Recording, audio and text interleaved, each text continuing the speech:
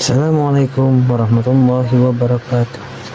Kembali lagi bersama Sublahan Radio. Untuk menambah semangat, jangan lupa di like dan subscribe serta tekan tombol lonceng biar tidak ketinggalan cerita horor di channel ini.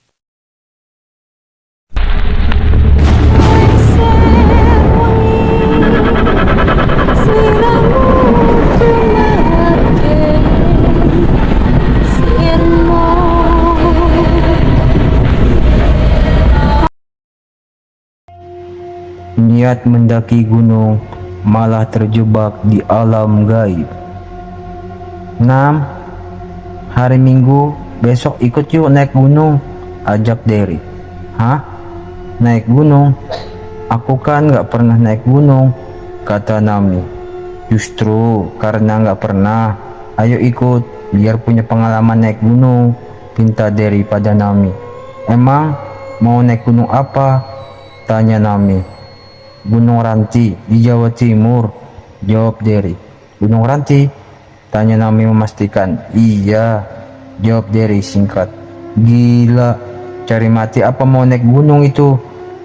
Aku nggak ikut deh, ucap Nami menolak.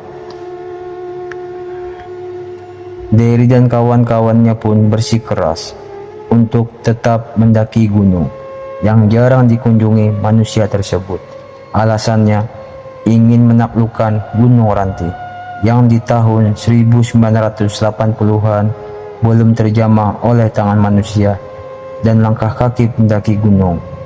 Beranggotakan 4 orang saja, Derry, Silpi, Sapta, dan Renda, menuju arah timur Pulau Jawa, berbekal tenda serta keperluan pendakian dan peralatan memasak di masing-masing tas mereka. Pendakian pun dimulai. Mereka membuat rute sendiri sebab memang belum ada pendaki yang menjelajah gunung tersebut.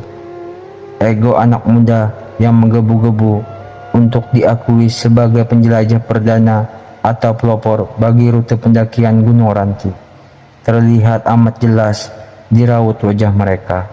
Niat yang bagiku kurang tepat untuk menjambangi daerah yang bukan tempatnya.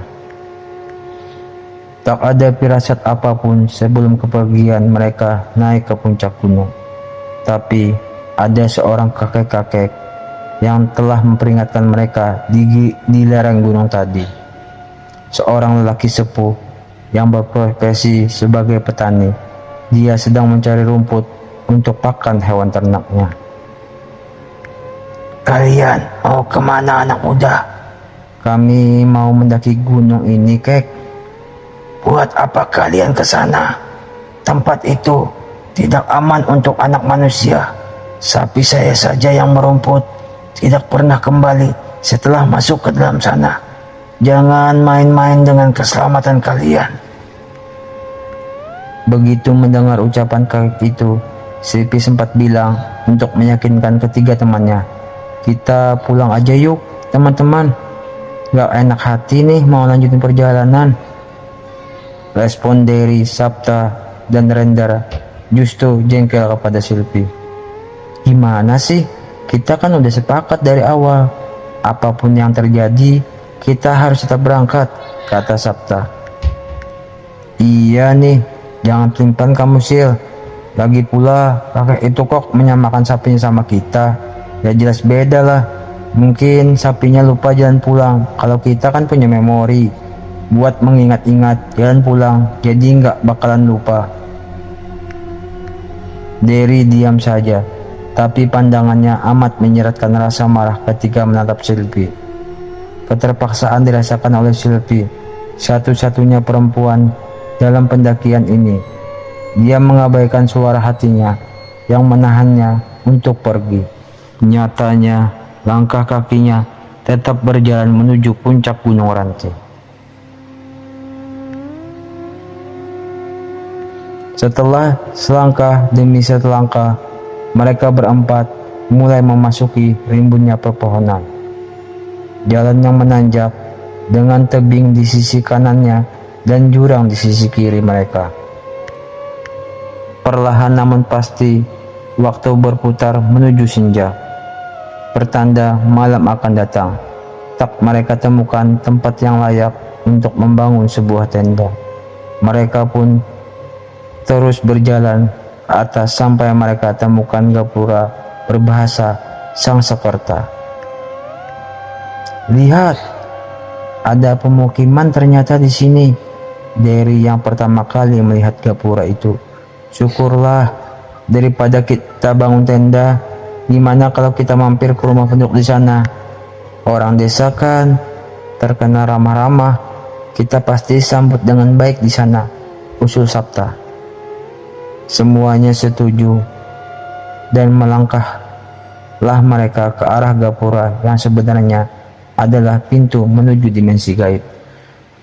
Setelah semua melewati gapura itu, suasana terasa amat dingin hingga membuat dagu mereka bergetar karena kedinginan. "Kok dingin banget ya di sini?"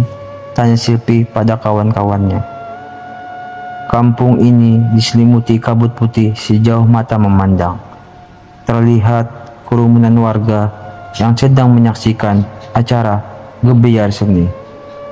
Tak jauh dari tempat anak-anak ini berdiri, penjual makanan dapat ditemui setiap sisi jalan. Alunan musik campur sari terdengar nyaring di telinga empat sekawan ini. Mereka menuju ke depan panggung, menikmati pertunjukan seni tradisional yang sudah jarang ditemui di kota besar seperti tempat tinggal mereka. "Der, buruan nanya sama orang ini, ada yang bersedia buat kita rebutin nggak?" kata Rendra pada Derry. Silpi melirik jam tangannya yang berhenti berdetak. Dia bertanya pada kawan-kawannya juga, tapi anehnya jam mereka juga mati. Sangat aneh. Derry bertanya pada orang yang ada di sekitarnya, "Pak, apakah di desa ini ada rumah yang disewakan?" tanya Derry pada seorang bapak-bapak berjenggot putih. "Tidak ada, nak. Kalau kalian mau, kalian bisa bermalam di rumah saya. Karena saya tinggal sendiri, saya akan sangat senang kalau rumah saya ramai," kata berjenggot. Derry berunding dengan teman-temannya. Semuanya sepakat untuk menginap di rumah Pak Tua tersebut hanya untuk satu malam. Di rumah Pak Tua, mereka berempat disuguhi makanan yang katanya khas daerah kampung tersebut. Satu jajanan yang mereka sebut lepet beras. Rendra, Derry, dan Sabta tampak sangat menikmati kue itu, sedangkan Sleepy merasakan aroma amis dikala menggigitnya di gigitan pertama. Dia pikir aroma amis itu berasal dari telur yang dicampurkan ke dalam adonan. Para anak muda ini pun beristirahat di kamar Pak Tua. Ketika bangun, hari sudah pagi. Mereka berpamitan pulang dan menyampaikan rasa terima kasihnya pada beliau.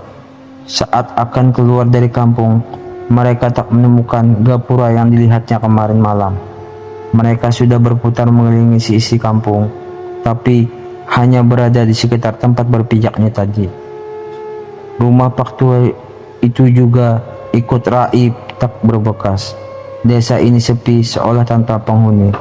Mereka bingung harus bagaimana, hingga akhirnya mereka sadar jika raga mereka terjebak di kampung gaib. Akibatnya Silpi dan Renda yang memuntahkan belatung dari mulutnya. Padahal semalam mereka berdua tidak menyantap apapun kecuali jajanan itu. Air mata Silpi menetes membasahi pipi. Sabta melihat temannya menitikkan air mata. Rasa bersalah pun masuk ke dalam hatinya. Sabta menjenggol Derry dan Rendra. Mereka bertiga memperhatikan Silpi lalu meminta maaf. "Sil, maafin kita ya. Kita nggak dengerin kata petani di lereng gunung kemarin. Dan kita juga mengabaikan intuisimu." Derry berbicara sambil menepuk bahu Silpi. Renda dan Sabta merapat dan ikut menenangkan gadis manis berambut coklat itu. Nami yang tak ikut acara pendakian itu merasakan ada hal yang tidak beres dengan teman-temannya. Karena dulu sebelum berangkat ke gunung itu, mereka berpamitan hanya akan pergi selama 3 hari. Tapi sekarang sudah lewat dari 7 hari. Di alam gaib, tiap petang datang barulah para anak muda ini bisa melihat penghuni kampung itu. Sebagian dari mereka mengenakan pakaian kemben dan jarik seperti zaman sebelum negeri ini merdeka. Tubuh empat sekawan ini lemas akibat tidak memakan apapun selama berada di sana. Mereka hanya bisa berdoa agar dapat keluar dari kampung gaib itu. Mereka berusaha mencari jin baik yang bersedia membantu mereka pulang. Siapa lagi kalau bukan Pak Tua berjenggot kemarin. Tapi susah sekali bertemu dengannya karena kampung ini terasa amat luas. Dalam keputusasaan itu, doa tak henti-hentinya dipanjatkan oleh mereka berempat dan para keluarganya di alam nyata yang menanti kepulangan mereka. Akhirnya tiba waktunya doa mereka dikabulkan oleh Yang Maha Kuasa. Pak Tua itu lewat di dekat mereka. Dari memohon pertolongan agar bisa kembali ke alamnya. Beliau memberi petunjuk. Pergilah kalian di waktu pergantian siang dan malam esok hari, karena saat itulah gerbang dimensi yang berada di gapura desa ini sedang terbuka. Orang tua itu menghilang bersama dengan kabut malam yang mengaburkan pandangan empat anak muda itu. Esok hari kala waktu maghrib datang, mereka melihat gapura yang sama seperti saat mereka pertama kali mereka sampai di desa ini. Renda, Sabta, Silpi, dan Dery berlari kencang menembus dimensi yang menjebak mereka selama ini.